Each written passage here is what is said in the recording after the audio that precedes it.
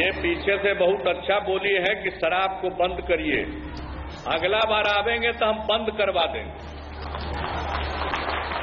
Nitish Kumar adopts the Gujarat model, announces prohibition of alcohol starting April 1 next year, as promised during the election campaign, but it's still unclear if the ban will be only on country-made alcohol or across-the-board liquor stocks nosedive in trade.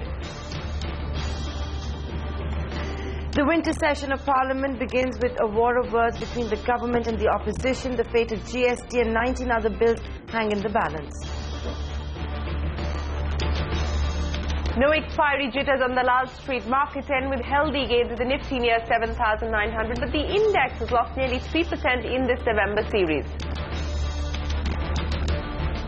BAIN Capital drives out of Hero MotoCorp after selling its residual stake. In all, BAIN has sold nearly 9% in the company for over $750 million.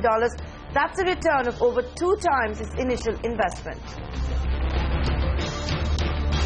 After walking the corridors of Patiala, High Court Sunil Mittal throws his weight behind under trials. Will take a 5 crore rupee pay cut to help those who need legal assistance. Launches Nyay Bharti with former Chief Justice Anand as the head and legal heavyweights like Harish Salve on board. Fresh legal trouble for Volkswagen. A petition at the National Green Tribunal seeks a ban on the sale of the company's cars. That's after the emission scandal. Also calls for a monetary penalty. The government announces tax ups for the shipbuilding sector, exempts all raw materials to make vessels from excise and customs duty. The sources say heavy industry minister is likely to write to the finance minister against the cutting of tax breaks for R&D. The worst is over for India's banking sector, says global rating agency Moody's. Expects stressed assets to decline starting this fiscal.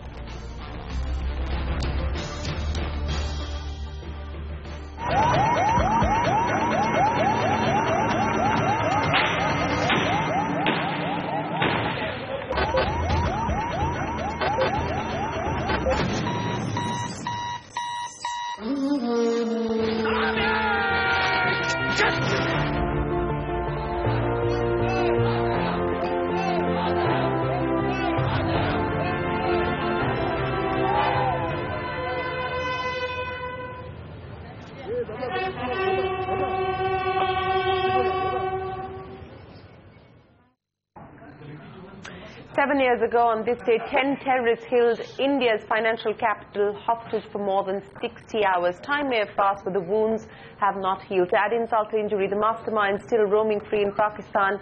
And are we any safer today? That's the question. Good evening. Thanks very much for joining us on India Business Hour. Hi, Nantara. Actually, not just India, I think the world is not a safer place anymore with what's happening in Europe either. Well, that's right. Let's talk about bad timing. On this very day, India and Pakistan have decided to resume cricketing ties, but many would argue that sports and politics should be kept aside. This debate has once again begun. But more on that coming up for you in just a bit. First, to the day's trading action on the Lal Street. Well, it turned out to be a decent close to what has been an otherwise disastrous series on the Lal Street. The Nifty ended with gains of about 50 points. It's now moving closer to 7,900. The Sensex shot up over 180 points, and today there were no visible jitters on the back of expiry. Mid-caps not far behind as the mid-cap index gained nearly 0.5%. So not a bad close for the day, but it's been an abysmal series for our markets. But let's talk about stocks in focus and in news. BAIN Capital has exited Hero Moto, and it's done it in style. The private equity major, which entered the country's largest two-wheeler maker in 2011, has sold its final tranche of 1.7% stake, making a smart 2-time return, which is the highest return made by a PE player this year. BAIN Capital originally held a little over 8% stake in Hero MotoCorp and has since sold its entire stake in 3 tranches for over $770 million. In fact, we understand now that the buyers could be Birla Mutual Fund, Morgan Singapore, JM India Fund and Prudential Mutual Fund. So those could be the buyers of the stake there that BAIN has sold. But Nantara, there's more market-related news. That's right, Shireen. The government shortlisted 5 merchant bankers for the 10% stake sale in Coal India. As JM Financial, SBI Caps, ICICI Securities, Axis Capital and Kotak Mahindra Capital. They'll all be managing the offer, which is likely to fetch the government more than 20,000 crore rupees. Do you remember it was only last week that the cabinet approved the disinvestment in Coal India. The last time we had seen a stake sale in Coal India was last January. All right, so watch out for Coal India as well. But the top story tonight, it's an acid test for the Modi government. The winter session has begun and the first day has seen a war of words between the centre and the opposition. It's definitely not going to be easy for Team Modi. An impassioned opposition is all set to take on the government on the intolerance issue, and that could result in some crucial legislation being missed. The GST amendment bill is the big one. The bankruptcy code and the amendment to the RBI Act are also the other items on the economic agenda. The Prime Minister, though, has extended the olive branch to the opposition, saying the government is willing to discuss and deliberate on all issues.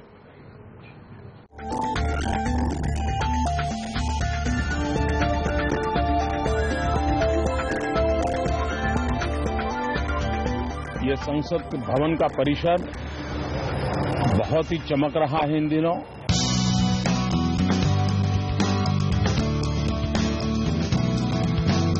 अब ये आरक्षण का सवाल, मैं समझता हूं कि आरक्षण पर किसी प्रकार की बहस की कोई गुंजाइश नहीं है। हमें डॉक्टर अम्बेडकर की चेतावनी नहीं भूलनी चाहिए। कोई संविधान कितना भी अच्छा क्यों न हो, यदि उसे लागू करने वाले लोग बुरे निकले, प्लीज हम दोनों के लिए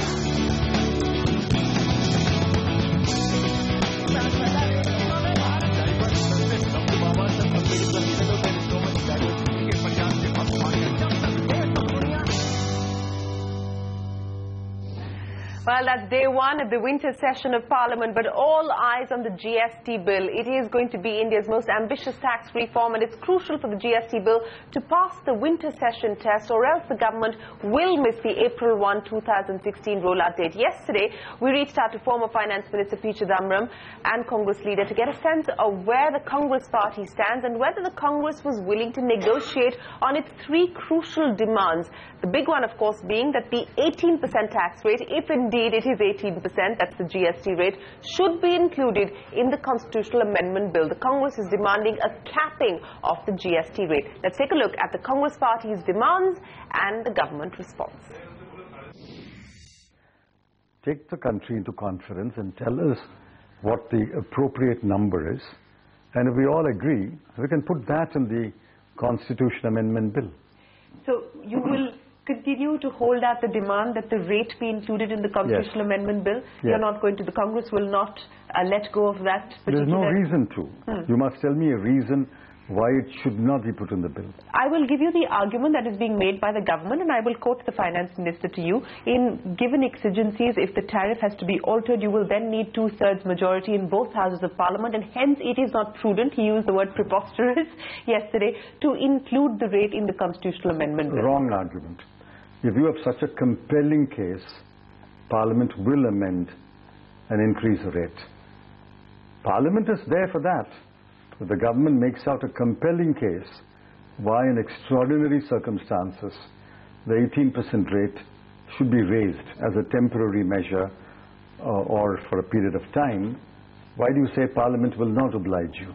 So if it's 18% but not in the bill, it will be a no-go as far as the Congress is concerned? We are concerned about the tendency of governments. Take, for example, Income Tax Act. The old Act 1922 and then the next Act of 1961. The Parliament trusted the government and said, we're not putting any cap on the rate. At one point of time, the marginal rate of income tax went to 97.5%. Therefore, what is wrong in putting a cap? You have the Chief Economic Advisor's report, yes, which is recommended, I'm told, 18%. World over it is 15 or 16. What we are worried is, if you don't put a cap, creeping increases in rate will come about because the states and the center will join hands and say, we need money for this, we need money for that. Look at the Swachh Bharat cess. Now, why do you add a 0.5% cess to an ongoing program which should be funded from revenues? Therefore, we think that, and industry agrees with us, that it's time to cap the power of executive government by putting a limit on the taxes. Okay. And then if there's an extraordinary circumstance, why do you believe that the executive government cannot convince Parliament?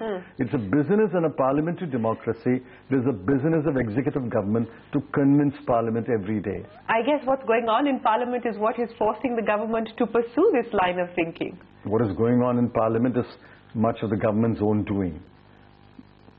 It is the present government, it is the present party in government which advocated or propagated the theory that obstructionism is a legitimate parliamentary device. I opposed it then and I oppose it now. Okay. Let me continue to talk to you about the GST and the other arguments that the Congress party has made. So if it is indeed 18% or lower, that of course is what the Congress party wants, but you do want the inclusion as far as the bill is concerned. We don't know whether the government will give in to that or not. On the specific issue as far as the 1% manufacturing tax is concerned, we are given to understand, and this is of course official sources, that there is a rethink on that, and that in fact may be reviewed in light of what the Congress is demanding. If that indeed happens, will you give in your support? It's not the Congress alone that is demanding that. It's a universal demand. The 1% was originally justified because the states were not being compensated 100%. Once the states are compensated 100%, the justification for 1% goes. So the government should have, on its own, withdrawn this 1%, rather than say we are giving in to the Congress party. So if they give in to the Congress party, sir, one of you our will demands. Support it then? One of our demands is accepted. The three key demands, so this is the second one, and I'll come to the third in just a second.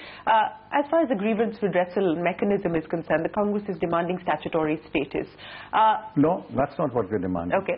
We are demanding that the dispute resolution mechanism should not contain the disputants themselves. Okay. I thought that was elementary logic. The disputants cannot be the dispute resolution mechanism. So an independent mechanism is what the Congress is. There has to be a mechanism outside the disputants' body. Okay. So of these three demands, if they give in to at least two of the We're not bargaining. You're not bargaining. So it has to be three or nothing. These three are logical demands. Either you convince me that these demands are wrong, or we convince you that the demands are right. As a former finance minister, the three demands that have been raised by the Congress on passage of the GST constitutional amendment bill, and you just heard Chidambaram saying they're not willing to bargain. These are legitimate demands. You can catch that entire conversation over the weekend or on our YouTube channel. But you know what? It's not just Chidambaram and the Congress. We've got all corners covered for you tonight. From Trinamool to Akali Dal to the BSP. Every party loves the GST, but is that landmark taxation going to see the light of the day?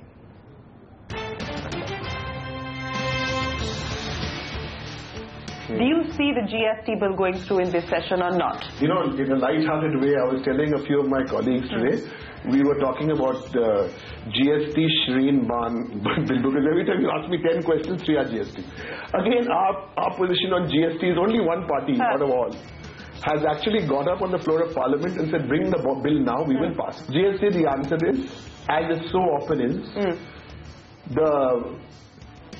there are many players in the league, but if these two players keep doing match fixing for so long, this Congress and BJP, you know, they've been doing ping pong, ping pong, ping pong. We don't know what the numbers are. The government is proposing numbers. I am talking about the principle.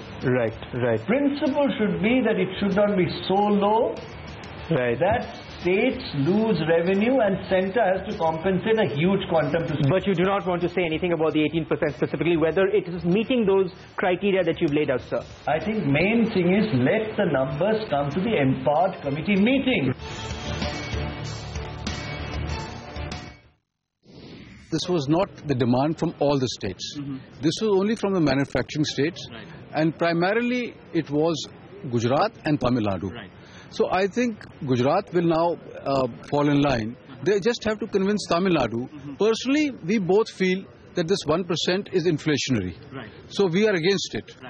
But hopefully the government, I'm sure, will also fall in line, and they will manage to convince Jayalalitha ji so that this 1% can be done away with. There is also a demand that, you know, the council with the centre and states, the veto power should be done away with. Do you think it's a feasible idea as far as the centre is concerned to do away with any veto powers? No, look, I think this is you must understand, GST is not a central tax. It is a tax that is where the states are inherently part of the taxation model. So to do away with a veto for states is, in my opinion, not a practical, given that this is something that is a thing that affects states. Now, whether the dispute resolution mechanism can be fine-tuned to make it less deadlock-oriented, can it be improved to make sure that the center can't impose its will on states or vice versa, I think that is something that the parliament can debate. वो इसको कह रहे हैं कि ये bill का पास होना बहुत जरूरी है, तो हमारी पार्टी का ये कहना है कि जैसा कि सरकार के लोग ये कह रहे हैं कि ये देश हित में है, इससे अर्थव्यवस्था मजबूत होगी, तो हम जरूर इसका समर्थन करेंगे। जो थोड़ी बहुत तब्दीली उसमें करनी है, जो संशोधन आया है विपक्ष की ओर से, उस पर जरूर सरकार को विचार करना चाहिए और परामर्श करना चाहिए विपक्ष के साथ, और जीएसटी बिल को पास करना चाहिए। वो राष्ट्रीय हित में है और देश की अर्थव्यवस्था को सुदृढ़ करने के लिए वो बहुत ही जरूरी है। So all parties minus the Congress supporting the goods and services tax bill. The question now is, will the Congress come on board and will the GST see the light of the day in the winter session? But let's talk about the other big story tonight. With Nitish Kumar and Narendra Modi being at political loggerheads, one would not have expected this, but Bihar could well be headed the Gujarat way, at least as far as alcohol is concerned. One of Nitish Kumar's first executive decisions as the newly elected Chief Minister of the state is to instruct his administration to work towards imposing a ban on the sale of alcohol in the state from the 1st of April 2016. It is still not clear if there will be a blanket ban in the state, or there will be a ban only on country-made liquor, or there could be restrictions only in rural areas. Those are questions that remain unanswered. There is a draft excise policy that is in the making at this point in time, and perhaps over the next 5 months the government will answer some of these questions. Take a look. हमने कहा है कि इसका action plan तैयार करिए, और मेरे लिए वो तारीख है 1 अप्रैल 2000। For the women of Bihar, it was a much-awaited announcement. Nitish Kumar has kept his promise of partial prohibition made during the state assembly polls nearly 6 days after being sworn in. ये पीछे से बहुत अच्छा बोली है कि शराब को बंद करिए, अगला बार आवेंगे तो हम बंद करवा देंगे। While foreign liquor sales will be restricted, country liquor will be completely banned. The government has been asked to carve out a new liquor policy before the 1st of April 2016. While many would be left high and dry, people in general are applauding the initiative. Do you welcome it, or do you think it is like, I mean, you're not ready to take that? We are welcome the instruction of Nitish Kumar. बहुत अच्छा है, खास करके महिलाओं के लिए और गांव के महिलाओं के लिए जिनके हस्बैंड शराब पी के आते हैं। इससे बहुत फायदा स्टूडेंट का भी है, और यहाँ तक कहेंगे कि ये इससे सिगरेट और आने वाला नशा भी बंद कर दिया जाए। Nitish's decision to ban liquor sales would cost the state exchequer rupees 3,500 crores annually in revenue. Bihar follows Gujarat and Kerala in restricting the sale of liquor. Implementing the policy and cracking down on black market liquor, however, would be a challenge. With Prabhakar Kumar in Patna, in New Delhi, Yash Jha. Well, as we were pointing out, the irony is that Nitish Kumar could be adopting the Gujarat model. Not only will this have huge implications for the people of the state, but also on the exchequer. 67% of Bihar's revenues from sales tax come in from liquor. Compare this with Haryana, which is a highly industrialized state. The difference is huge. From just over 300 crores in 2005, revenue from liquor tax now stands at 3,600 crore rupees as of last fiscal. In fact, a report by International Research Journal says that banning of alcohol leads to a rise in smuggling and the sale of spurious liquor. Not just that, there's even a rise in organized crime and bootlegging. Here are some JDU leaders explaining the rationale behind the prohibition that will be in effect from 1st of April 2016. The proliferation of alcohol as it has happened, and if it had continued, it would have affected the way this youth population would take up to their own way of life. Two, it has already impacted women. So democracy is your ability to voice the aspirations of people and their demands. People in the state, especially rural areas, have come together and asked the Chief Minister before elections that the alcohol proliferation in the state should be banned. The Chief Minister has responded. Yes, it has huge implications for a state that is hugely dependent on revenues. It was the poll promises of Mahagathbandhan and its leader Mr. Nitish Kumar. While doing the campaign, lot of women organizations they approached, they asked, they demanded how the rural life is becoming miserable day by day. So it is the outcome of the voices from the women. Sir, also, alcohol in any state is a source of revenues. Will it not, lead to problems regarding on the revenue front for the Bihar government? But what happened to the development of Gujarat? It is banned since last 60 years. Even then, Gujarat is doing very well. And in the case of Kerala nowadays. In any state where there is a prohibition of alcohol, this leads to bootlegging. Alcohol comes in from other states and all. Do you think Bihar has a mechanism to stop such bootlegging of alcohol or any other alcoholic substances? I believe in the efficiency of the administration of Mr. Nitish Kumar. He will be able to do it. The reactions that have been pouring in on Bihar's decision to ban alcohol. Automakers have been grumbling ever since the CBDT decided to halve the R&D tax breaks. That's of course to cut the corporate tax rate cut and phase out exemptions. CNBC TV 18 learns the Heavy Industry Ministry is now looking to write to the Finance Ministry to oppose this move, arguing that a rollback would hurt the government's Make in India campaign. Roger Banerjee now joining us with that story. Roger, what is the Heavy Industry Ministry proposing? And maybe the Finance Ministry will listen, because according to the flashes on our screens at the moment, not only have they extended the date to get the comments on such a move, but it is primarily being driven because of the proposal to cut down on R&D exemptions. Yes, let's hope they are listening, Nentara, and they do pay heed to this, because clearly it's created quite an uproar. Not just the industry, but even some quarters of their own government is not happy with this proposed move. Because what I'm picking up from my sources is that Heavy Industry Ministry is indeed miffed. In fact, they will be writing to the Finance Ministry in about 7 to 10 days' time from now. And where the issue that they will be raising is the fact that many OEMs are increasingly positioning India as not just an export hub, but also as an R&D hub. If you look at the kind of activities that companies like Ford, Nissan, they're all, and of course Hyundai, that they're doing is rather significant. And they fear that once this proposal goes through in its current form from financial year 2017, India will lose that competitive advantage.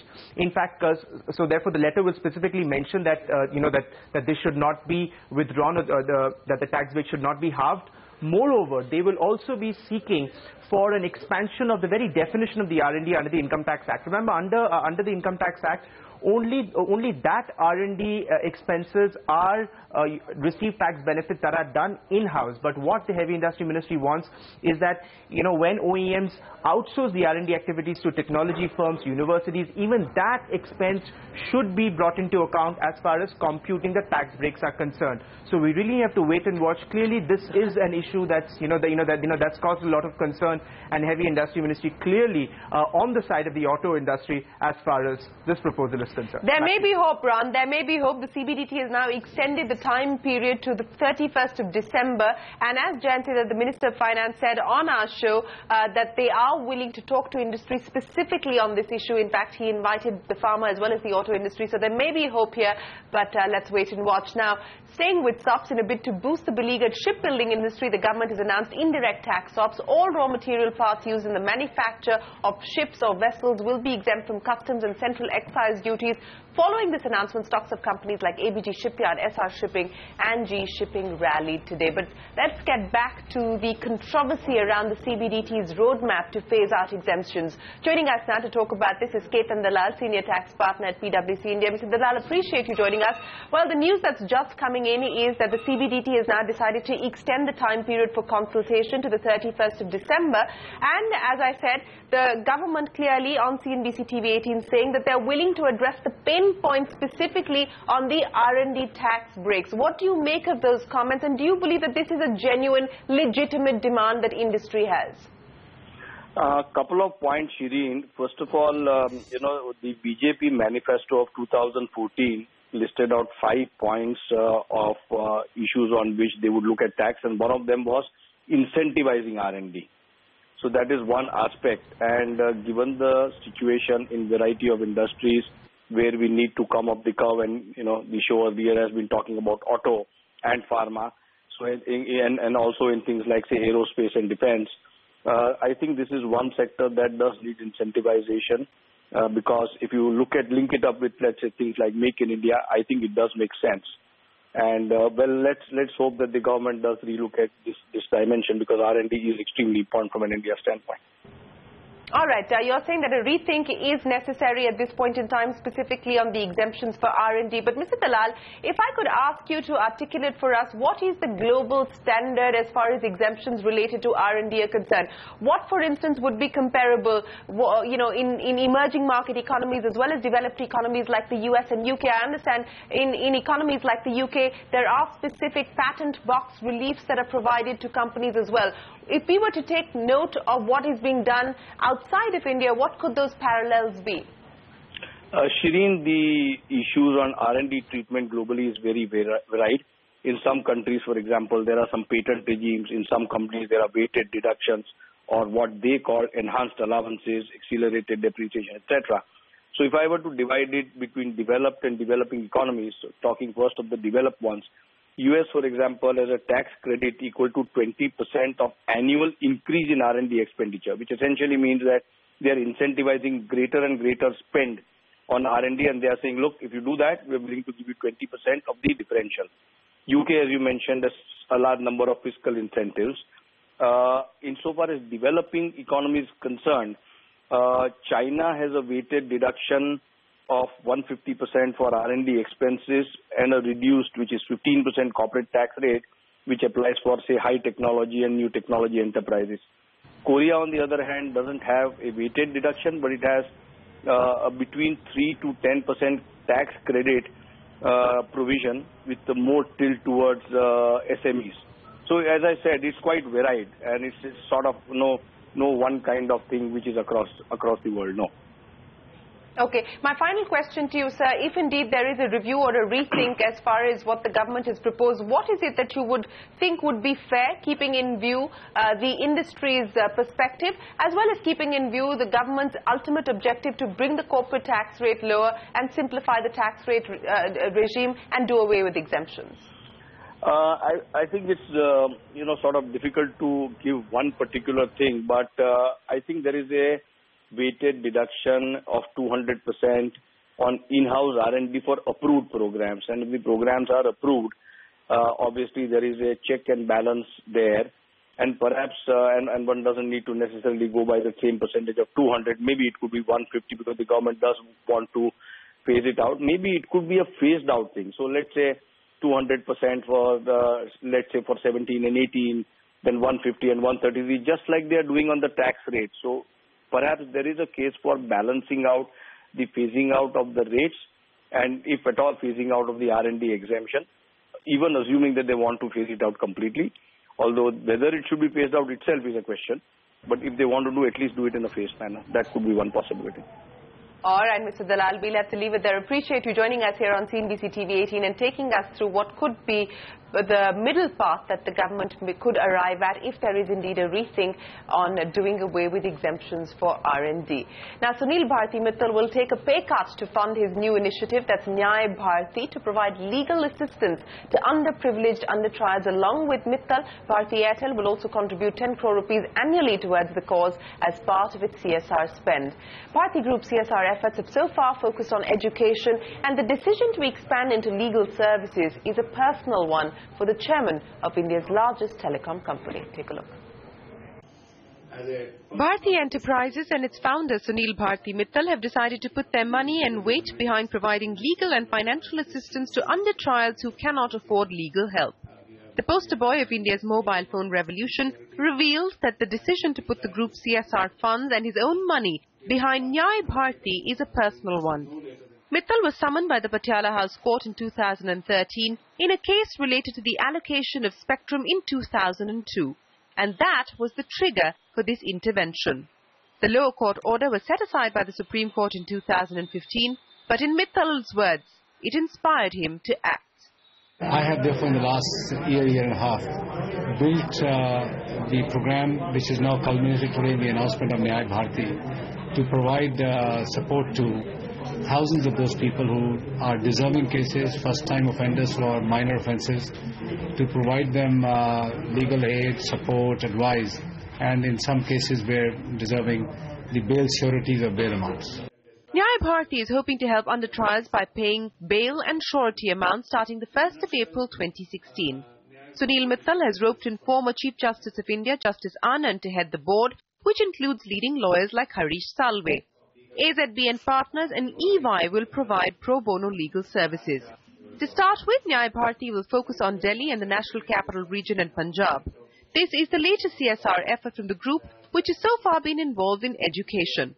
Bharti Airtel will take the funding for this particular initiative, which is being currently set at 10 crores a year on an ongoing basis.